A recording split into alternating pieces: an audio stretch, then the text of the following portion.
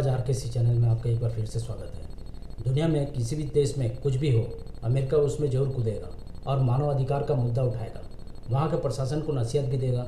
पर जब खुद के घर में यानी अमेरिका में जब मानवाधिकार की धज्जियाँ प्रशासन द्वारा खुद ही उड़ाई जाती है, उस समय वो उसको लॉ एंड ऑर्डर मेंटेन करने का बताता है।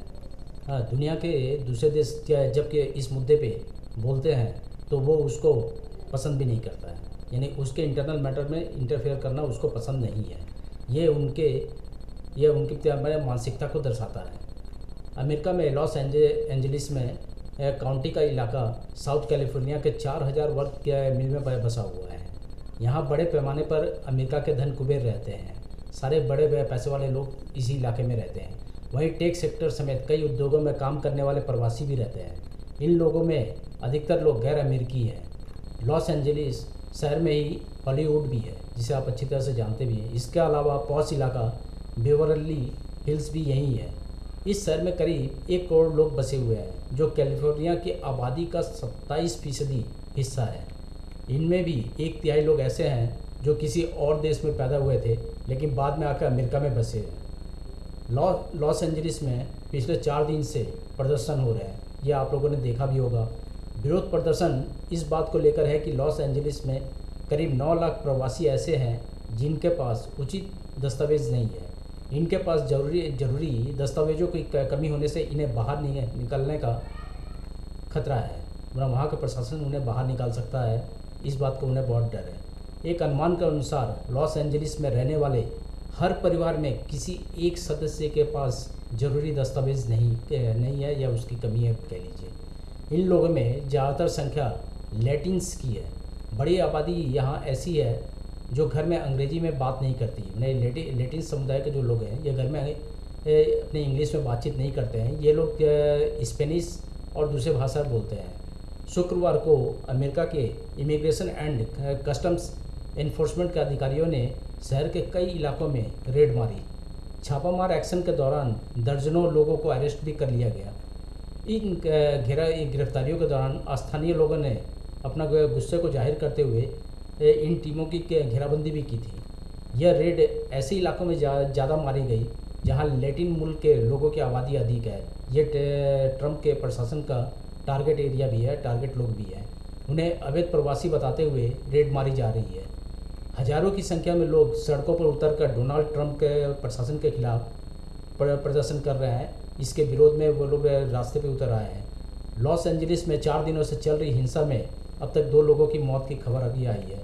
प्रदर्शनकारी सड़कों पर गाड़ियां जला रहे हैं। एप्पल के स्टोर और दूसरे दुकानों में लूटपाट करके आग लगाया जा रहा है। ये अमेरिका का हालत है। इस प्रदर्शन को काबू करने के लिए राष्ट्रपति डोनाल्ड ट्रंप ने कुल 4000 नेशनल गार्ड्स और 700 मरीन कमांडो भी तैनात किए हैं कैलिफोर्निया में, खास करके लॉस एंजलिस की इसमें। नेशनल गार्ड्स और मरीन जवानों की तैनाती के बाद कैलिफोर्निया के गवर्नर के साथ अलग टकराव शुरू हो गया है। कैलिफोर्निया के गवर्नर हैं, ये उनके कंट्रोल एरिया में आता है, लेकिन ट्रंप उनसे बिना बात किए इस तरह का एक्शन ले लिए हैं। आमतौर पर राज्य के गवर्नरों के आदेश पर गार्ड्स बुलाए जाते हैं, लेकिन इस बार ट्रंप ने खुद उनकी तैनाती कर दी। इसके बाद विवाद होने पर राष्ट्रपति ट्रंप ने कहा कि अगर कैलिफोर्निया के गवर्नर गेविन न्यूसम को गिरफ्तार किया जाए तो यह अच्छा कदम होगा। यानी आप देख लीजिए, एक रिपब्लिकन और एक डेमोक्रेटिक पार्टी के होने से, 2 अलग अलग पार्टी के होने से ये किस तरह का स्टेटमेंट आता है। गेविन लॉस एंजलिस में नेशनल गार्ड्स की तैनाती का विरोध कर रहे हैं।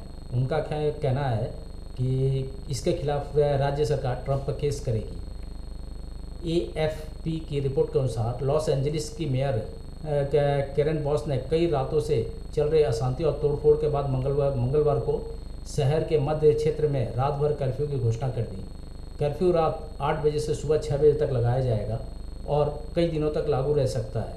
हालांकि उन्होंने कहा कि कर्फ्यू निवासियों और जो लोकल जो लोग हैं वहाँ के और क्षेत्र में उस क्षेत्र में काम करने वाले लोगों पर लागू नहीं होता है। ये कैलिफोर्निया के ये जो गवर्नर है, ये मेयर है, ये उनके तरफ से स्टेटमेंट आया है। इसके दूसरे तरफ एक और खबर वहाँ पे अमेरिका में चल रही है, वो ये कि अमेरिकी राष्ट्रपति चुनाव 2024 के परिणामों को लेकर एक सनसनीखेज रिपोर्ट में दावा किया गया है कि उपराष्ट्रपति मेरा ये भूतपूर्व उपराष्ट्रपति कमला हैरिस ने वास्तव में 2024 का अमेरिकी राष्ट्रपति चुनाव जीता था, लेकिन मतदान मशीनों में कथित छेड़छाड़ के कारण डोनाल्ड ट्रंप को विजेता घोषित किया गया। इस मामले में न्यूयॉर्क के रॉकलैंड काउंटी में एक मुकदमा दायर किया गया है, जिसमें मतदान प्रक्रिया की निष्पक्षता और पारदर्शिता पर गंभीर सवाल उठाए गए हैं। अब आप ये देख लीजिए कि अमेरिका का जो हालत है वो वहाँ पर ये अनफेयर इलेक्शन और लॉ एंड ऑर्डर का मुद्दा बना के वहाँ पर जिस तरह से अप्रवासियों के ऊपर में अत्याचार किया जा रहा है और उसके ऊपर दुनिया के ज़्यादातर देश कोई सवाल भी नहीं उठा रहा है, कोई ज़्यादा प्रतिक्रिया भी नहीं दे रहे हैं, क्योंकि ये अमेरिका एक शक्तिशाली देश है इस कारण से। लेकिन नज़र तो सबको आता है और ये कहीं ना कहीं ये सारी दुनिया देख रही है कि अमेरिका किस तरह से दूसरे देशों के ऊपर उंगली रखता है, लेकिन अपने यहाँ पे किस लेवल तक वो अनफेयर है। तो धन्यवाद दोस्तों, आज के लिए इतना ही। कल फिर किसी नए विषय पर चर्चा करने के लिए मिलेंगे, तब तक के लिए धन्यवाद। जय हिंद।